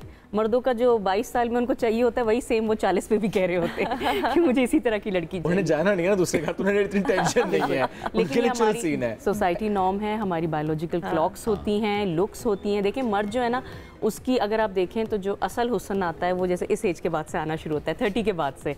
लड़कियां जो होती हैं वो एक्चुअल जो असल उसमें आती हैं लुक्स में जब अच्छी लगने लगती है, it's actually around 25। University college में हम अजीब से थे भाई, ये थोड़ा सा जो कुछ सही हुआ है वो 25 के बाद ही हुआ है। एंड देन यू सी के 40-42 के पास ग्रेस आता है। Men they start from 30 and then they are graceful all along. जितना मतलब ख्याल रखें चाहे कितने भी बच्चे हो, मर्द अच्छे लग रहे होते हैं, कहना चाह रहे हैं फायदा नहीं होता। हाँ बिल्कुल, लेकिन औरतों में ये एक होता है चैलेंज, अल्लाह ताला ने ऐसे ही बनाया है कि हम जल्दी एज करने लगते हैं, हार्मोन्स की वजह से, चीज़ों की वजह से, परेशानियों की वजह से। लोगों को ये पर्सपेक्टिव होता है कि अगर हमने 30-35 साल की लड़की से किया तो ये तो 1-2 साल में बूढ़ी लगने लगेगी। There is so much of pressure on looks in our society. वो तो बेचारी वैसे लड़कियां बेचारी तो इस प्रेशर से, स्ट्रेस से बूढ़ा होना शुरू हो जाती है। स्ट्रेस का बड़ा अहम रोल होता है। इट्स नॉट वो जो रिश्ते वाले आ रहे हैं स्ट्रेस दे रहे होते हैं, आपके अपने घर वाले होते हैं, सगे होते हैं, अपने होते हैं। एक और कॉलर जी हमारे साथ, मंसूर नक्शबंदी साहब। अस्सलाम वालेकुम जी। मंजूर साहब। अच्छा अल्हम्दुलिल्लाह। मंजूर साहब क्या कहना चाहेंगे इस मौजू से मुताल्लिक? यही कि शादी का जो तरीका है और जो शादी का मयार है बच्चियों की और बच्चों की भी के बारे में, बच्चियों की जो उम्रेज है, जो माशरा है, उसके बारे में मैं सवाल करना चाहती हूँ उनसे साहिबान से कि पहले बच्चियों की माहौल शादी की तरफ देखे ना, उसको रागिब करे कि माहौल शादी क्या है। बच्चियों को अभी तक ये पता नहीं कि शादी से वो डरते हैं कि शादी है क्या चीज, इसलिए वो देखो ना कॉलेज जो कॉलेज है आपके, जो यूनिवर्सिटी है आपके, जो स्कूल है, अजीब कैफियत से गुजर रहे हैं। ठीक है, ये बहुत इंपॉर्टेंट सवाल है। सवाल नहीं समझ आया उनका कहना क्या चाह रहे हैं। बच्चियां शादी के मौजू से घबराती क्यों शादी नहीं करना चाह रही होती हैं? उस्मा साहिबा इस पे इसकी वजह ये होती है कि अब बहुत सारी इंफॉर्मेशन है ना हमारे पास एडजस्टमेंट के हवाले से कि क्या चीज़ें होनी चाहिए, कैसे हम फ्यूचर को देखते हैं, कैसे हम कंपैटिबिलिटी का, हमारे पास बहुत सारा नॉलेज है ना। तो जितना हमारा नॉलेज बढ़ जाता है हम उतने कॉशियस होना शुरू हो जाते हैं, क्योंकि चॉइसेस कम हो जाती हैं। जब आपके पास ऑप्शन ज़्यादा हो जाती हैं तो चॉइसेस कम हो जाती हैं, जाती है ना, डिसीजन मेकिंग डिफिकल्ट हो जाती है, इसलिए वो घबराती हैं कि अब उनके पास ये इन्फॉर्मेशन भी है कि जी एज भी एक लिमिट है, उनको ये भी इन्फॉर्मेशन है कि ऐसे ऐसे ऐसे हमारे जो है ना हस्बैंड को इतना कमा रहे होना चाहिए, ऐसी फैमिली, छोटी फैमिली, जो बहुत सारी एक्सपेक्टेशंस एंड देन प्रेशर ये होता है। सोनिया जी हमारे साथ कॉल पे, फाइनली एक खातून की कॉल है, वरना खातून के मौजूद मर्दों की कॉल आ रही। जी जी, अस्सलाम वालेकुम, क्या पूछना चाहेंगी? वालेकुम सलाम। मैं ये बताना चाहूँगी कि हमारी फैमिली में रवाज है कि मर्द जो है वो शादी औरत से शादी के लिए 20 साल या 18 साल बड़ा होना चाहिए, ताकि औरत उसके काबू में रहे और ताकि फर्मा बरदार रहेगी तो कामयाब शादी जो है वो उसकी गारंटी।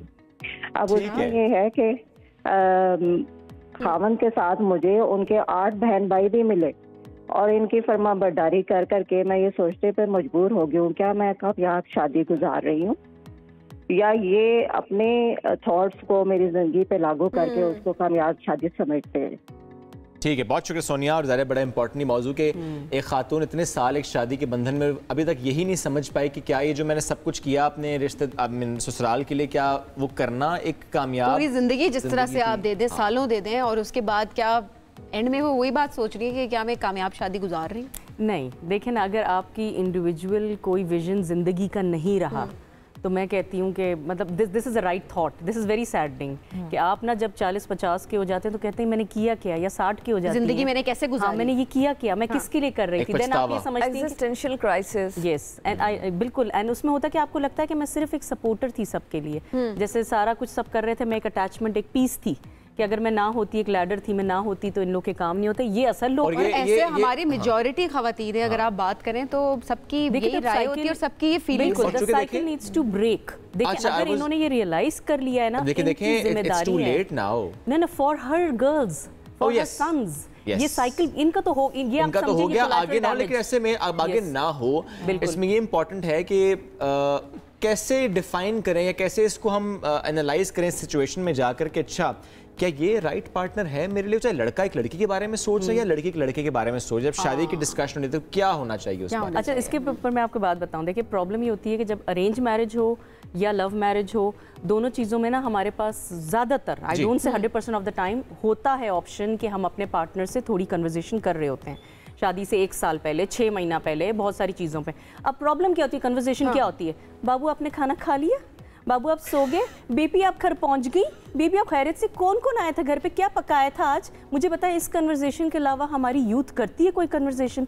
क्या वो ये बात करती है कि तुम्हें फर्दर एजुकेशन कहाँ तक करनी है, तुम्हारी जो एजुकेशन है और आपका फाइनेंसेस पे, इमिग्रेशन अगर करने तो पासपोर्ट हम ट्रैवल कर सकेंगे नहीं कर सकेंगे, क्या इरादा है, क्या कुछ डिस्कशन, तो गोल सेट करना ज़ाहिर वो भी बहुत ज़रूरी होता है। और ऑब्वियसली एज जो है वो आपकी शादी को डिफाइन नहीं करती है, जो अगर हम इसको कंक्लूड करें, पर ज़ाहिर हर एक की अपनी एक्सपीरियंसेस और हर एक की अपनी एक थॉट्स हैं जिसकी हम लोग रिस्पेक्ट भी करते हैं। एरम बहुत शुक्रिया, बहुत शुक्रिया प्रोग्राम में ज्वाइन करने के लिए। नाज़रीन हम बढ़ेंगे एक ब्रेक की जानिब, स्टे विद अस। एक वक्त था सबीन जब रियल एस्टेट हम देखते थे कि उसमें एक बूम था और ज़रा उसके साथ बहुत सी चीज़ें मुंसलिक होती हैं, तो इसलिए रोजगार के मौके भी बढ़ रहे होते हैं, चीजें बड़ी बेहतर समझ जाती नजर भी आ रही होती हैं। लोगों के लिए आसानी होती है कि उनका अपना घर हो, वो इन्वेस्ट कर रहे हैं और अच्छी अच्छी उनके लिए डील्स आ रही होती है। तो आज के दौर की अगर बात की जाए, सब रुका हुआ है ना रियल एस्टेट, सब रुका हुआ है क्योंकि इन्फ्लेशन मोर देन 50% अगर हम बात करें, और ऑब्वियसली लोग अब सोच भी नहीं सकते कि वो कहीं पर इन्वेस्ट करेंगे। आप प्लॉट बेचने जाएं, आपको खरीदार नहीं मिलता। और जो पहले जिन्होंने इन्वेस्ट किया हुआ है उनसे जब बात की जाए तो कहते हैं जी खरीदार नहीं है, अब ये लॉस पे, लोग कहते हैं चल लॉस पे बेच दो, हमें हमारे पैसे वापस दे दो जितने वापस आए। एट द सेम टाइम बहुत से जो मार्केटिंग कर रहे होते हैं कंपनीज, वो भी काम चूंकि कम है और नई सोसाइटीज का आना बहुत कम हो चुका है, नए प्रोडक्ट्स का आना इस मार्केट में बड़ा कम सा हो गया है। बिल्कुल। तो रीजन क्या है, क्या एंटिसिपेट कर रहे हैं रियल एस्टेट से जुड़े लोग, आज हम इस पर बात करेंगे। हमें ज्वाइन किया चकोर वेंचर्स के director sales and marketing Syed Mohammad Abbas Haider Bukhari साहब ने। अस्सलाम वालेकुम जी, कैसे हैं? अस्सलाम वालेकुम जी, हाउ आर यू जी? ग्रेट। क्या हुआ, सिर्फ ये जो गवर्नमेंट चेंज होने के बाद का मामला रहा उसने इतना इम्पैक्ट क्रिएट कर दिया मार्केट में, इतना ट्रस्ट डेफिसिट आ गया, इन्वेस्टर नहीं है, बायर नहीं है, हुआ क्या? देखिए द थिंग इज़, जब रियल एस्टेट जो इकोनॉमी का एक बहुत बड़ा हिस्सा है और अगर हमने देखना हो कि एक मुल्क की इकोनॉमी किस डायरेक्शन में चल रही है तो हम रियल एस्टेट की पल्स चेक करते हैं। For the last 1 year the industry has been down, the sales has been low और उसकी कई वजूहत हैं। उसकी वजूहत सबसे पहले नज़र आती है कि एक तो रजीम चेंज थी, रजीम चेंज के बाद there was no government, government को बैठते हुए टाइम लगा, पॉलिसीज इन प्लेस नहीं थी, लोगों का ट्रस्ट, इसलिए the developer could not deliver the product because imports के ऊपर काफ़ी ज़्यादा रिस्ट्रिक्शंस लग गई हुई थी। Plus there is no regulatory that manages the real estate currently. एक बिल पड़ा हुआ है जिसको हम कहते हैं पास कर दें, ताकि जो लोगों के ट्रस्ट फैक्टर्स हैं वो वहाँ से हम लोग पूरे कर सकेंगे। सो आने वाले अगले 6 महीने में वी सी प्रोग्रेस, बिकॉज जैसे हर एक इंडस्ट्री का बस्ट होता है, बूम होता है, रिवाइवल होता है, within this year those developers are left जो कि ये रियल एस्टेट को सस्टेन कर सकते हैं। आए दिन आप देखते हैं कि नई सोसाइटी लॉन्च हुई है, पर उसके बाद हमें पता नहीं चलता सोसाइटी का हुआ क्या। So I think next 6 months those developers will be left in the market जिनके पास फाइनेंशियल मसल है। अच्छा साहिरा, ऐसे में बहुत ज़रूरी है जहाँ पे हम ट्रस्ट डेफिसिट की बात करें कि लोगों का ट्रस्ट दोबारा बहाल हो, कि कोई ऐसे इनिशिएटिव्स लिए जाएं, कोई ऐसी सोसाइटीज़ या कोई ऐसे डेवलपर्स सामने आए कि लोग खुद कहें कि जी हमने इन्वेस्ट करना है।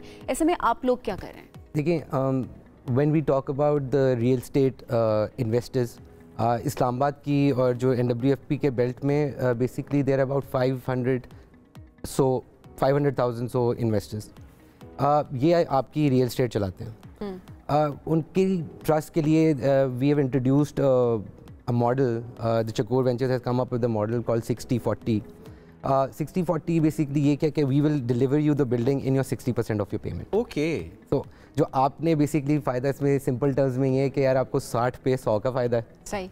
ठीक है, आपको हम आपकी बिल्डिंग कंप्लीट करके दे देते हैं, और फिर जब आपको we hand over you the keys, then you pay your 40%. अच्छा, 60-40 जो मॉडल है ये किसी जगह पे भी अप्लाई हो जाता है?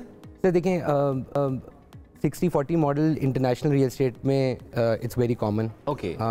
It is been introduced by Chakor ventures for the first time in Pakistan. Okay. ये कमर्शियल के लिए, रेजिडेंशियल के लिए? सो चकोर वेंचर्स बेसिकली जो हमारी विजन स्टेटमेंट है वो ये कि हम प्रोजेक्ट वो देते हैं उस शहर को जिसकी उसकी रिक्वायरमेंट होती है। अच्छा। So being Islamabad the capital city of Pakistan, the cosmopolitan city, you say the downtown, so we are giving the corporate high-end corporate spaces for all the multinationals, all the local startups. So उनके लिए we're going to give them the state-of-the-art facility where they can operate the business from. So we develop projects according to the need of the city. Okay, तो इस्लामाबाद की locality में आपका यही एक ख्याल है कि अच्छा ऐसी स्पेस जहाँ पे किसी का बिजनेस स्टार्ट हो सके ताकि वो इकोनॉमी में और अच्छा कंट्रीब्यूट कर सके। Exactly. देखें, there are some investment pockets. Okay. There are some financial hubs of the city. Blue area will always remain blue area of Islamabad, no matter आप क्या कह लें, मुल्क के हालात किस तरह के हैं। Businesses will flourish. आजकल आप ब्लू एरिया में कोई दुकान या कोई शॉप स्पेस छोड़ते हैं, within 2 hours, within 3 hours, sorry, ये उसको fill in हो जाता है। So we've noticed that there is a trend shift also. We've also noticed कि ब्लू एरिया की जो सिचुएशन है, ओल्ड ब्लू एरिया की, I mean मेनली पार्किंग नहीं मिलती हमें। So we decided to give Islamabad a corporate tower where they can start their business or continue what they are doing it, but in a proper building facility. पर इसमें sir ये चीज़ भी आप लोगों ने देखी होगी कि अब जो ख़रीदार है वो भी कुछ नया देखना चाहता है। वो रवायती चीज़ों में इन्वेस्टमेंट की तरफ लोग जा भी नहीं रहे होते, उन्हें भी कुछ नया चाहिए।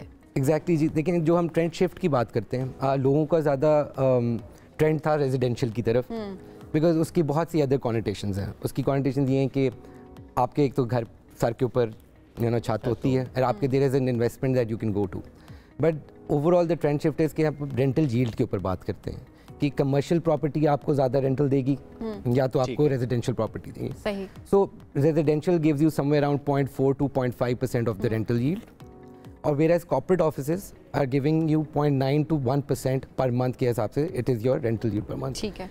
सो इन्वेस्टर के लिए भी ठीक है, एंड यूजर के लिए भी ठीक है, उनको रेंटल चाहिए, दोनों स्पेंड देखनी है, so it appreciates in that way जी। अच्छा, जब हालात इतने डाउन हो जाते हैं तो ये कहा जाता है कि this is the right time to invest, because उस वक्त रेट्स बहुत डाउन होते हैं जी। आपकी भी यही ख्याल है? देखिए, it's a very famous term, by real estate now, buy real estate when there's blood on the street. Okay. सही। So और ये भी नहीं कि don't wait to buy real estate, buy real estate and wait. So ये बड़ी famous Donald Trump की line है। So we have to see, but अल्लाह का शुक्र है हमारी इस तरह की हालात नहीं है, but this is a buyer's market. Because rates कम हैं, अपॉर्चुनिटीज़ और ऑप्शंस बहुत ज़्यादा हैं। सो इवेंचुअली एप्रिसिएशन जिस बेल्ट पे हम हैं उसकी around about 22% is the appreciation per year. So उसमें एप्रिसिएशन होती रहेगी जो मर्जी मुल्क के हालात हों। द प्रॉपर्टी जिस दुनिया में जहाँ पे भी इट एप्रिशिएट्स। बिल्कुल सही। अच्छा, ऐसे में आप ओवरसीज पाकिस्तानी, उनके लिए कहते हैं बड़ा आसान होता है इन्वेस्ट करना जी। पाकिस्तान में इन्वेस्ट करना उनके लिए तो ये कहा जाता है कि बस बाएं हाथ का खेल है, और ज़ाहिर डेवलपर्स की भी कोशिश ये होती है कि उनका कितना रोल होता है? देखिए, ओवरसीज पाकिस्तानीज मेरे मुताबिक पाकिस्तान का इस पर बड़ा सरमाया है, और जो इन सरमायाकारों के साथ का जो हाल किया जाता है that is very unfair. Unfair इसलिए कि जी आप एक ओवरसीज़ ब्लॉक लॉन्च कर देते हैं, आप ओवरसीज़ फेज़ लॉन्च कर देते हैं, बट नाम का होता है वो सिर्फ नाम का होता है। एग्जैक्टली। तो मेरे से उनको ओवरसीज़ पाकिस्तानियों को एक सजेशन या एक एडवाइस है, वो जिस बंदे को भेजते हैं ना चेक करने के, यार जाओ चेक करो ये इधर इन्वेस्टमेंट करनी चाहिए नहीं, उसको प्लीज़ CDA का चक्कर एक लगवा दें, ताकि पता चले कि प्रोजेक्ट एग्जिस्ट करता है या ये प्रोजेक्ट अप्रूव्ड है। बिकॉज पाकिस्तान में 250 ऐसे प्रोजेक्ट्स हैं जो कि या बंद पड़े हैं, जिन पे काम रुका हुआ है, या तो वो अनअप्रूव्ड है। So they need to go check इसकी, और शायद जाने की भी जरूरत नहीं है, तो चीज़ें इतनी बेहतर हो गई कि आपको website just it's a click away आप चेक कर लेते हैं। तो आई मीन वो ये ना पूरी दुनिया पोस्ट इंटरनेट वर्ल्ड के बारे में रिसर्च कर रही है, और अभी तक हम प्रॉपर्टी के मसले नहीं सॉल्व कर सक रहे। So I think but you are hopeful कि अगले 6 महीनों में चीज़ें बेहतर हो जाएंगी। अगले 6 महीने में बेहतर हो जाएगी, and we see a revival of the industry. इंशाल्लाह। Thank you so much. Thank you for having me. इसी के साथ मैं कहूँगा कि ये होपफुल रहना चाहिए हमें, क्योंकि हम होपफुल रहेंगे तो चीज़ें बेहतरी की तरफ जाएंगे, और ज़रा हम सबको मिलकर चीज़ों को बेहतर करने की कोशिश भी करेंगे। पॉजिटिव रहें जी, पॉजिटिव अप्रोच जिंदगी। Thank you so much once again. एक ब्रेक की तरफ जाना नाज़रीन, ब्रेक से वापस आते हैं, स्टे विद अस। आज सवाल प्रोग्राम के आखिर में होगा। सवाल ये है, चाइन की डिश, कभी आपने नाम सुना है इसका? हाँ बिल्कुल, अफगानिस्तान की ये डिश है, चनक में ये बनती है। ये वो चनक होती है ना, उसमें इस डिश को बनाया जाता है। अच्छा। तो जिसकी वजह से इसको चाइनी की डिश कहा जाता है। कुछ लोग चाइनी की डिश भी कह रहे होते हैं। लो भाई, 1.5 साल में मेरे सवालों के जवाब में आज सभी नंबर ले गई है। ठीक है, ऐसे ही मतलब है, ऐसे ही अंडर एस्टिमेट किया हुआ है। आपने खाई है? नहीं, मैंने कभी खाई नहीं है, मैंने सिर्फ सुना है इसके बारे में। सुना है, खाना चाहती हैं? पहले खाना चाहती हैं?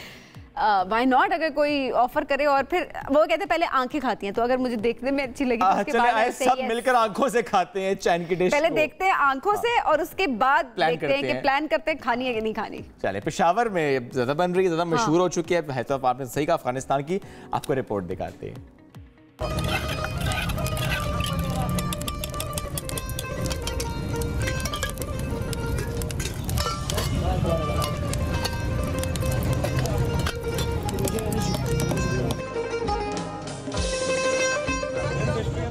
चाणक नुमा बर्तन में दुम्बे का गोश्त और चर्बी बगैर किसी मसाला अंगारों की धीमी आंच पर 3 घंटे तक पकाया जाता है।